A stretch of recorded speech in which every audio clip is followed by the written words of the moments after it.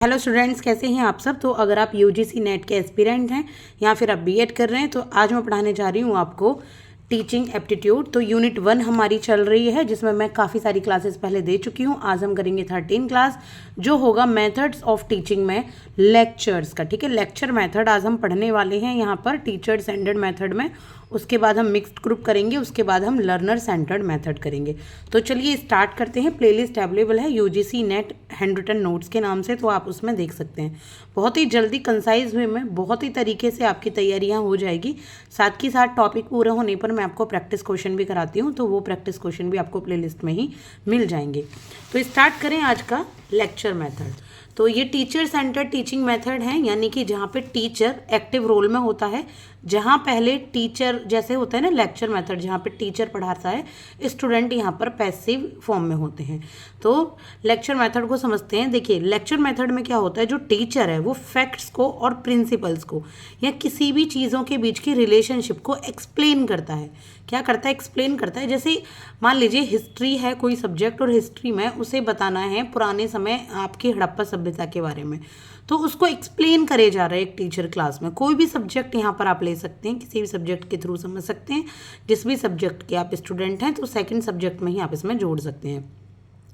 तो इसमें learner passive में बैठे रहते हैं क्लास में, टीचर समझा रहा होता है। टीचर यहाँ पे एक्टिव पार्टिसिपेंट है, स्टूडेंट यहाँ पे पैसिव लिसनर्स होते हैं। लेक्चर मेथड में क्या होता है, वन वे कम्युनिकेशन है। टीचर बोल रहा होता है, स्टूडेंट सिर्फ सुन रहे होते हैं। ये कंटिन्यूअस होता है नेचर में, यानी कि लगातार ये चलता रहता है। और क्लास में जो बच्चे हैं, जो स्टूडेंट्स हैं, वो जो टीचर बोल रहा होता है तो उसके बोलने की अगर कुछ इंपॉर्टेंट टॉपिक हैं तो उनको सुनते हैं, लिखते हैं, नोट्स बनाते हैं, ताकि वो आगे उन्हें चीज़ याद रहें। क्योंकि टीचर तो उन चीज़ों को दोबारा बोलने वाला नहीं है, तो उन चीज़ों को याद रखने के लिए नोट्स बनाए जाते हैं। और स्टूडेंट क्या कर सकते हैं, बस एक यहाँ पे फ़ायदा होता है कि स्टूडेंट लेक्चर के बाद क्वेश्चन पूछ सकते हैं टीचर से। अगर टीचर कहे तो कि हाँ तुम्हें अगर कोई प्रॉब्लम आ रही है, तुम्हारी कोई टॉपिक अगर कवर नहीं हुआ है, तो उससे रिलेटेड कोई क्वेश्चन पूछ सकते हैं, स्टूडेंट रेज कर सकते हैं। और ऐसा ये नहीं है कि 100% सारे लेक्चर मेथड में होता हो, कुछ ही टीचर इसको अलाउ करते हैं। इसके बाद में देखिए बेसिक फीचर्स क्या होते हैं लेक्चर मेथड के। तो फीचर्स वही हैं जो अभी हम इसकी डेफिनेशन में पढ़ चुके हैं। एक तो ये फॉर्मल होती है और ये नैरेटिव होती है। फॉर्मल मतलब इनफॉर्मल कोई बात ही नहीं होती है इसमें, नॉर्मल आपका सब्जेक्ट से रिलेटेड, करिकुलम से रिलेटेड पढ़ाई होती है। सिलेबस पे कंप्लीट करने पे ज़्यादा ध्यान दिया जाता है इसमें। और ये नैरेटिव होती है, यानी कि आपको संक्षेप में सारी चीज़ें बताई, एक तरीके से नैरेशन बताई जाती हैं। इसमें किसी भी इवेंट की या किसी भी फैक्ट की सीरीज़ को प्रेजेंट किया जाता है। ठीक है, सीरीज़ बाई सीरीज़ आपको हड़प्पा सभ्यता पढ़ा दी, सीरीज़ बाई सीरीज़ आपको, या फिर जैसे डिमांड एनालिसिस वगैरह ये पढ़ा दिए। ये तो देखो लेक्चर मेथड में नहीं होता। इकोनॉमिक्स ये टेक्निकल सब्जेक्ट है, मैं सिर्फ आपको एग्जाम्पल दे रही हूँ। तो हिस्ट्री में या फिर आप और हिंदी साहित्य में इस तरीके से पढ़ा दिया जाता है। और कोई भी प्रॉब्लम को यहाँ पे एक्सप्लोर किया जाता है, कोई भी प्रॉब्लम के बारे में यहाँ पे सॉल्यूशन बताया जाता है। अब इसके एडवांटेजेस क्या होते हैं। लेक्चर मेथड का एडवांटेज ये है कि एक तो ये इकोनॉमिकल होती है, सिर्फ एक ही टीचर की ज़रूरत है, वही सारा सिलेबस कवर कर लेता है। ठीक है, तो ये यहाँ पर स्टडी टाइमिंग बचाता है। दूसरा, जो टीचर का टास्क है ये बहुत सिंप्लीफाई होता है। जब एक ही टीचर अगर क्लास ले रहा है तो बहुत आसान तरीके से जो बातें उसे पता हैं, जो वो पढ़ के आए हैं, टीचर तैयारी करके आए, तो उसके अकॉर्डिंग वो पढ़ा देते हैं। बस सिंप्लीफाई टास्क होता है, बहुत सादा तरीके से होती है पढ़ाई। बच्चे बैठे हैं, सुन रहे हैं, टीचर अपना सुना रहा है, बस खत्म। इम्पार्टिंग फैक्चुअल इन्फॉर्मेशन, इसमें जो फैक्चुअल इन्फॉर्मेशन है वो ज़्यादा दी जाती है। फैक्ट से रिलेटेड कोई यहाँ एप्लीकेशन बेस्ड नॉलेज नहीं दी जाती, क्योंकि उसके लिए तो आपको चार्ट्स, डायग्राम, मॉडल्स वगैरह की ज़रूरत पड़ती है। तो इसमें फैक्चुअल इन्फॉर्मेशन ओरली दी जाती है। इसके बाद इसमें ना ही तो कोई इंटरप्शन होता है, स्टूडेंट्स पैसिवली बैठ के सुनते हैं, ना ही कोई यहाँ पे डिस्ट्रक्शन होता कि स्टूडेंट्स का ध्यान कहीं और चला गया है, तो यहाँ पे कोई डिस्ट्रक्शन भी नहीं होता, टीचर को डिस्ट्रक्शन नहीं होता। तो ये एडवांटेज हैं, जो कि मोस्टली एडवांटेज ये टीचर के लिए हैं। ठीक है, किसके लिए एडवांटेज, ये टीचर के लिए हो जाते हैं। अब हम पढ़ते हैं इसकी लिमिटेशन। भाई जहाँ एडवांटेज हैं तो लिमिटेशंस भी होंगी, यानी कि क्या कमी है इसमें। तो सबसे पहले little opportunity for student activity, जो स्टूडेंट्स हैं उनको एक्टिविटी करने की तो अपॉर्चुनिटी मिलती ही नहीं है ना, स्टूडेंट्स तो इन्वॉल्व ही नहीं हो पाते उस पढ़ाई में, बस उन्होंने सुना, अगर उनका ध्यान कहीं और भी है तो भी उसमें टीचर कुछ कर नहीं पाता। ठीक है, टीचर से पढ़ाई करा के लेक्चरार चले जाते हैं। नो प्रॉब्लम सॉल्विंग, बच्चों को पता ही नहीं है कि प्रॉब्लम सॉल्व कैसे होंगी, बस उन्होंने जो सुना उसको थोड़ा बहुत लिख लिया, बाकी किसी स्टूडेंट ने नहीं भी लिखा, तो प्रॉब्लम सॉल्विंग करनी ही आती। No check of learning progress, तो इसमें या तो जो लर्निंग प्रोग्रेस की चेकिंग है कि बच्चों ने कितना समझ लिया, टीचर चेक नहीं करता, अगर चेक करता है तो बहुत ही लिमिटेड होता है वो, कि एक साथ सीधे समेटिव एग्ज़ाम ले लिए या बीच में कभी कोई असाइनमेंट वगैरह दे दिया, बस इतना।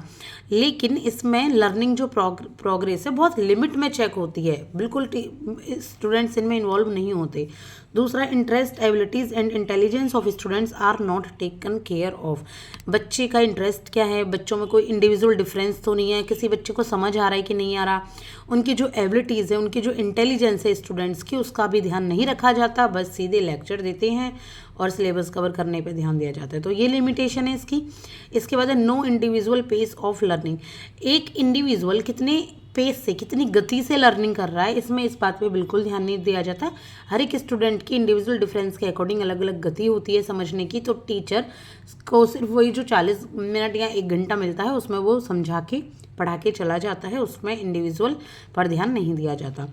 इसके बाद सजेशंस दिए गए हैं। चलो, लेक्चर मेथड तो है ही, टीचर सेंटर्ड भी है और ये होगा भी, बहुत सारे सब्जेक्ट्स ऐसे हैं जहाँ उनमें ये हेल्पफुल है लेक्चर मेथड, उनमें आपको सीधे एप्लीकेशन बेस्ड में पढ़ाकर या ऑडियो विजुअल पढ़ाकर काम नहीं चलेगा। तो अब सजेशन देख लेते हैं, सजेशन क्या है। देखिए, eye contact with students for attention, भाई अगर आपको बच्चों का ध्यान अपनी तरफ दिलवाना है, अपना लेक्चर आप जैसे आप मान लीजिए पॉलिटिकल पढ़ा रहे हैं बच्चों को, उसमें तो ये नहीं है ना चार्ट्स डायग्राम, उसमें तो लेक्चर मेथड ही चलेगा, तो आई कॉन्टैक्ट रखा जाए स्टूडेंट्स के साथ ताकि अटेंशन गेन कर सकें स्टूडेंट्स का और वो बच्चे अच्छे से उसे समझ सकें, बोरियत ना हो क्लास में। दूसरा, लेसन प्लानिंग विद हेडिंग, सब head, figures, data, lesson planning की जानी चाहिए पहले कि पढ़ाने जा रहे हैं तो ये हेडिंग होगी, फिर इसकी सब हेडिंग होगी, फिर इसमें कुछ फिगर्स ऐड किए जाएंगे, तब बच्चों को वो चीज़ें अच्छे से समझ आएंगी, कुछ डायग्राम का यूज़ किया जाएगा, कुछ अच्छे डेटा का यूज़ किया जाएगा। इसके बाद है सिंपल लैंग्वेज टू अंडरस्टैंड, हर एक बच्चे का ना, अगर आप इंग्लिश में लेक्चर दे रहे हैं हिंदी में तो सब नहीं समझ पाते, जैसे अब आप हिंदी में दे रहे हैं तो यहाँ पे आप लिखते हैं एकत्रित, लेकिन अगर आप यहीं पे इकट्ठा शब्द का यूज़ करें तो बच्चों को ज़्यादा अच्छे तरीके से समझ आ जाएगा। ठीक है, तो यहाँ पे ये भी देखना होता है कि सिंपल लैंग्वेज रखी जाए जो लेक्चर की होती है। इसके बाद ऑडियो विजुअल इंस्ट्रक्शन फैसिलिटी, कि यहाँ पे जो फैसिलिटी होनी चाहिए वो ऑडियो विजुअल की भी होनी चाहिए, दिखाकर समझाकर प्रोजेक्टर के थ्रू, स्मार्ट टीवी के थ्रू बच्चों को वो चीज़ें समझानी चाहिए तो ज़्यादा अच्छे तरीके से समझ आती हैं। इसके बाद इलस्ट्रेशंस एंड एग्जाम्पल, उदाहरण भी दिए जाने चाहिए, डेली लाइफ से रिलेटेड उदाहरण दिए जाने चाहिए जो भी आप बच्चों को पढ़ा रहे हैं। ठीक है, तो अगर एग्जाम्पल के साथ पढ़ाएंगे तो बच्चों को और अच्छे तरीके से लेक्चर मेथड में समझ आएगा और इंटरेस्ट बना रहेगा। और लेक्चर मान लो 1 घंटे का है, अब 1 घंटे तो लगातार कोई नहीं सुन सकता, भाई 10 मिनट भी लगातार नहीं सुना जाता, ध्यान भटक जाता है, तो बीच बीच में जैसे 15 मिनट पढ़ा लिए या 20 मिनट पढ़ा लिए तो 1-2 मिनट का ब्रेक, ठीक है, पॉज होना चाहिए, 2 मिनट का ब्रेक होना चाहिए, तो इस तरीके से लेक्चर मेथड को हम कर सकते हैं कंप्लीट। तो ये था लेक्चर मेथड के बारे में। अब मैं आपको आगे पढ़ाऊँगी टीम टीचिंग के बारे में, टीवी वीडियो प्रेजेंटेशन के बारे में, डायलॉग या डायरेक्ट टीचिंग के बारे में। तो इस तरीके से हमारे ये टीचर मेथड ख़त्म हो जाएंगे। मैं चाहूँ तो मैं इनको पूरा कर सकती हूँ यहाँ एक ही क्लास में, लेकिन मैं धीरे धीरे इस तरीके से कराती हूँ। बहुत छोटी छोटी क्लासेस हैं आपकी, आप आराम से पढ़ पाएँ, समझ में आ पाए ये सारी चीज़ें। तो चलिए फिर से नेक्स्ट क्लास में मिलते हैं टीम टीचिंग के साथ। Thank you so much.